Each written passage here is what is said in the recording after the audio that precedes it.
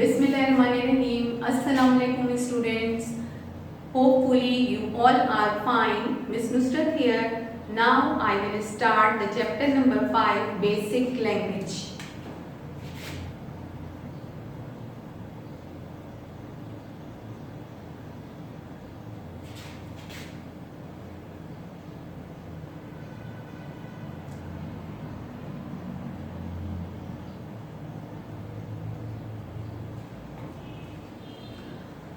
In the previous lecture, we discussed the flow chart, algorithm and programming steps.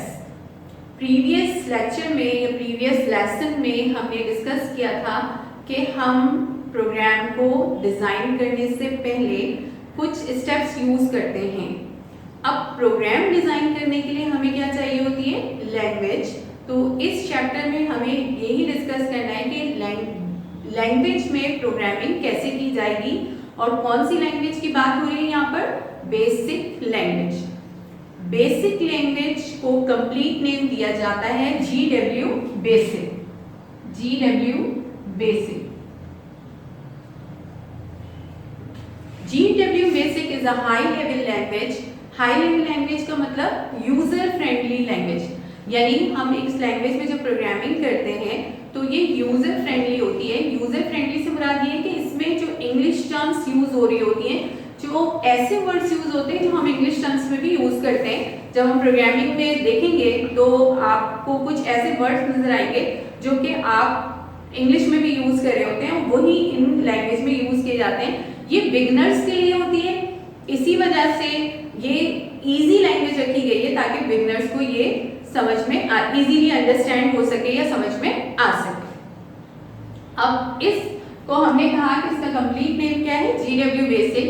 GW basic stand for GWIS beginners all purpose symbolic instruction code. GWIS beginners all purpose symbolic instruction code. इस language को जिन persons ने develop किया था उनका नाम था John कैम्पने and Thomas कर्ट्स. इस language को हाई लेवल लैंग्वेज कहा जाता है, जैसे मैंने बताया, क्योंकि ये यूजर फ्रेंडली होती है. इस लैंग्वेज के अंदर, किसी भी लैंग्वेज में जब हम कोई इंस्ट्रक्शन लिखते हैं तो उसके कुछ रूल्स एंड रेगुलेशंस होते हैं कि वो उस लैंग्वेज में कैसे राइट डाउन किया जाएगा, उनकी टर्म्स को किस तरह से लिखा जाएगा. तो यहाँ पर कुछ टर्मिनोलॉजीज मैं आपको बताने जा रही हूँ. तो उन टर्मिनोलॉजीज को हम कैसे अप्लाई करेंगे प्रोग्रामिंग के अंदर, वो हम देखेंगे. तो सबसे पहले यहाँ पर हम टर्म यूज करते हैं कमांड, स्टेटमेंट,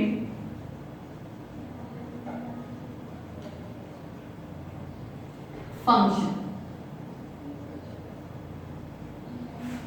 जब हम GW बेसिक में प्रोग्रामिंग करते हैं, यानी उसकी इंस्ट्रक्शन को लिखा जाता है, तो उन इंस्ट्रक्शन को लिखने के दो मोड होते हैं. एक होता है डायरेक्ट मोड और एक होता है इनडायरेक्ट मोड. डायरेक्ट मोड का मतलब ये होता है कि जब आप कोई भी इंस्ट्रक्शन लिखेंगे तो वो इंस्ट्रक्शन डायरेक्टली अप्लाई होगी, यानी कि जैसे ही आपने लिखकर एंटर प्रेस किया तो वो उसकी एग्जीक्यूशन परफॉर्म कर देगा. और इनडायरेक्ट मोड का मतलब होता है कि हमें उसे रन करवाना पड़ेगा, हमें उसे प्ले करवाना पड़ेगा.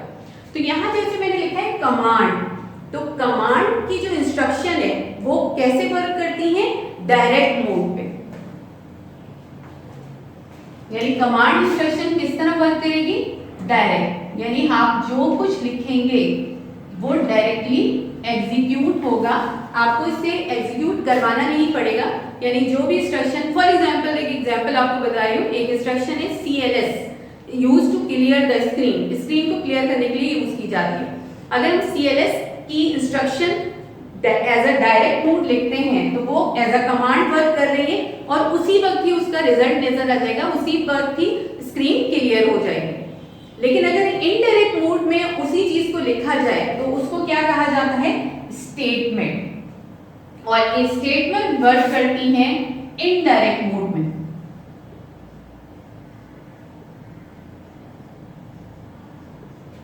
यानी बेसिक लैंग्वेज के अंदर जब आप प्रोग्रामिंग करते हैं तो वहां पर हमें इंस्ट्रक्शन लाइन नंबर के साथ लिखनी होती है। तो लाइन नंबर के साथ जो भी इंस्ट्रक्शन लिखी जाएंगी वो कैसे वर्क करेंगी? As a statement. तो उनको क्या कहा जाएगा? Indirect mode. जैसे मैंने अभी आपको बताया कि CLS अगर हमने डायरेक्ट लिख दिया तो वो स्क्रीन क्लियर कर देगा, लेकिन अगर हम लाइन नंबर के साथ CLS लिखेंगे तो लाइन नंबर के साथ वो डायरेक्ट एग्जीक्यूट नहीं होगा, बल्कि हमें उसे रन करवाना पड़ेगा। अंडरस्टैंड? नेक्स्ट हमारे पास क्या आते हैं? Function. Function is a pre defined routine. एक कुछ छोटे छोटे से प्रोग्राम्स बने हुए होते हैं जिनको हम यूज कर सकते हैं, यानी हमें वो प्रोग्राम बनाने नहीं है।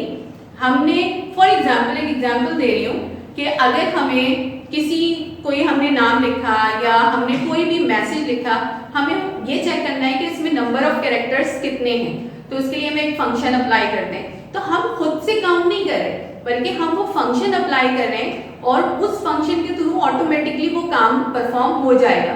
तो इसका मतलब है कि फंक्शन के बैकग्राउंड में कुछ प्री डिफाइंड रूटीन वर्क कर रही है जिनको हम यूज करते हैं और यूज करके उसका रिजल्ट हमें मिल जाता है। तो जब हम प्रोग्रामिंग यूज करेंगे तो उसमें कुछ फंक्शंस भी यूज करके देखेंगे कि कौन कौन से फंक्शन इसमें अप्लाई किए जा सकते हैं। जैसे मैक्स का फंक्शन है, मैक्सिमम वैल्यू हम फाइंड करना चाह रहे हैं, तो ये तमाम चीजें हम एज अ फंक्शन अप्लाई करते हैं और उनकी प्रोग्रामिंग हम नहीं करते, बैकग्राउंड में उनकी प्रोग्रामिंग मौजूद है, जस्ट हम उसको यूज कर लेते हैं। ठीक है, तो ये थी कमांड, स्टेटमेंट एंड फंक्शन।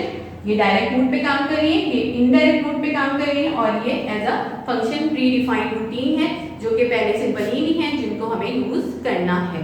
ठीक है, अंडरस्टैंड? यहाँ तक समझ में आया? अब जब हम कोई भी प्रोग्राम बनाते हैं तो उसमें हम कुछ वेरिएबल्स यूज करते हैं और कुछ constant.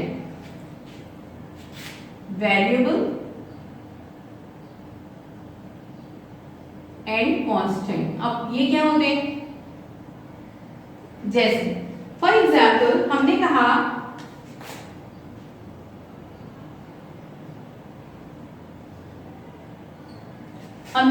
Rn is equal to 701, तो ये जो Rn है ये क्या कहलाया जाएगा? वेरिएबल, और ये 701 जो है ये क्या कहलाया जाएगा? कांस्टेंट। यानी जिसने इसकी वैल्यू स्टोर की है उसको क्या कहा जाएगा? वेरिएबल, और जो डेटा है इसको क्या कहलाया जाएगा? कांस्टेंट। अब यानी ये एक वैल्यू स्टोर कर रहा है जो कि 701 वैल्यू कहलाई जा रही है, तो ये वेरिएबल है और ये कांस्टेंट। अब यहाँ पर ये जो कांस्टेंट है ये किस टाइप का डेटा स्टोर किया इसने? नंबर। अब यहाँ सिर्फ नंबर तो नहीं स्टोर हो सकता है हम एक नाम स्टोर करना हो, तो हम अगर नेम स्टोर करने जा रहे हैं तो हम कैसे लिखेंगे? फॉर एग्जाम्पल हमने कहा $$ इज इक्वल टू अहमद। ठीक है, अब यहाँ पे कुछ एडिशनल चीजें मैंने यूज की। पहले तो ये देखते हैं, इसको हम क्या कहते हैं? वेरिएबल, और इसको हम क्या कहते हैं? कांस्टेंट। तो जब हम वेरिएबल यहाँ पर लिखते हैं कांस्टेंट, तो ये कांस्टेंट क्या है? कैरेक्टर्स में। तो जब कैरेक्टर्स में ये अल्फाबेट प्लस नंबर्स भी हो सकते हैं, तो अगर हम इस तरह की कांस्टेंट लिख रहे हैं तो हम उसको कैसे लिखते हैं? कोटेशन साइंस के अंदर, और यहाँ पर इस वेरिएबल के साथ एक साइन यूज होता है जिसे कहा जाता है $साइन। यानी variable are of two type, numeric and alphabet, and constant are of two type, numeric and alphabet. यानी उसके कांस्टेंट से पता चलेगा कि ये वेरिएबल किस टाइप का है। अगर इसके साथ $साइन नहीं यूज हो रहा तो ये कौन सा वेरिएबल है? न्यूमेरिक, और अगर इसके साथ $साइन यूज हो रहा है तो ये वेरिएबल क्या कहलाया जाएगा? अल्फाबेटिकल या स्ट्रिंग कांस्टेंट भी हम इसे कहते हैं। ठीक है, तो अगर आप वेरिएबल यूज कर रहे हैं तो वेरिएबल भी टू टाइप्स के हो रहे हैं और कांस्टेंट भी टू टाइप्स के हो रहे हैं, और ये किसी भी डेटा को असाइन करने के लिए यूज किया जाता है।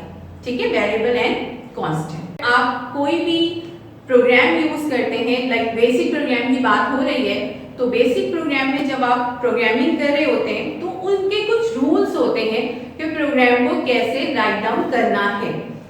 फर्स्ट ऑफ ऑल हम लाइन नंबर राइट करते हैं। लाइन नंबर हमेशा होल नंबर में लिखा जाएगा, लाइन नंबर असेंडिंग ऑर्डर में लिखा जाएगा, और लाइन नंबर में हम कुछ गैप्स देके लिखते हैं। फॉर एग्जाम्पल हमने फर्स्ट लाइन नंबर 10 लिखा, तो फिर उसके बाद हम 10, 20, 30, 40 हम दे तो 1, 2, 3 भी सकते हैं, लेकिन उसमें प्रॉब्लम ये हो जाएगी कि अगर बाद में हमें लाइन ऐड करनी हुई तो हम उसमें लाइंस ऐड नहीं कर सकते।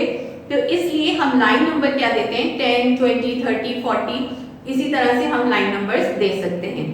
लाइन नंबर अभी मैंने बताया सेंडिंग ऑर्डर में देते हैं, यानी लाइन नंबर जो एग्जीक्यूट होंगी वो सेंडिंग। अगर फॉर एग्जांपल मैंने फर्स्ट लाइन नंबर 40 पे लिख दिया, फिर उसके बाद 30 पे लिख दिया, लेकिन जब उसकी एग्जीक्यूशन परफॉर्म होगी तो वो हमेशा कैसे एग्जीक्यूट करेगा, सेंडिंग ऑर्डर में, और होल नंबर पे लिखा जाता है। कोई भी इंस्ट्रक्शन जब हम लिखते हैं तो लाइन नंबर के साथ लिखने के बाद नेक्स्ट हमारी जो इंस्ट्रक्शन होगी वो एज अ स्टेटमेंट या एज अ फंक्शन होगी, जो अभी हमने डिस्कस किया प्रीवियस के स्टेटमेंट हम यूज करते हैं, यानी जो हम इंस्ट्रक्शन कंप्यूटर को दे रहे होते हैं कि हमें ये काम परफॉर्म करना है। उसके बाद जब हमारा प्रोग्राम कंप्लीट हो जाएगा तो फिर उसके बाद हम उसकी एग्जीक्यूशन करवाएंगे। एग्जीक्यूट करने के लिए कमांड यूज करते हैं रन की, या फंक्शन की F2 यूज करते हैं, जिसके जरिए प्रोग्राम एग्जीक्यूट हो जाता है। तो आज तक का टॉपिक हमारा यही था कि हमने डिस्कस किया command, statement, function, variable, constant and program को किस तरह से राइट डाउन करना है। इंशाल्लाह इस टॉपिक को कंटिन्यू रखेंगे नेक्स्ट लेसन में, और फिर आपको बताएंगे कि एक प्रोग्राम किस तरह से राइट डाउन किया जाता है। आई होप कि आपने इसको समझा होगा। This is enough for today. इस टॉपिक से रिलेटेड कुछ होमवर्क आपको असाइन किया गया है, जो कि आपने अपनी कॉपी पे राइट डाउन करना है। ओके बेटा, टेक केयर, अल्लाह हाफिज।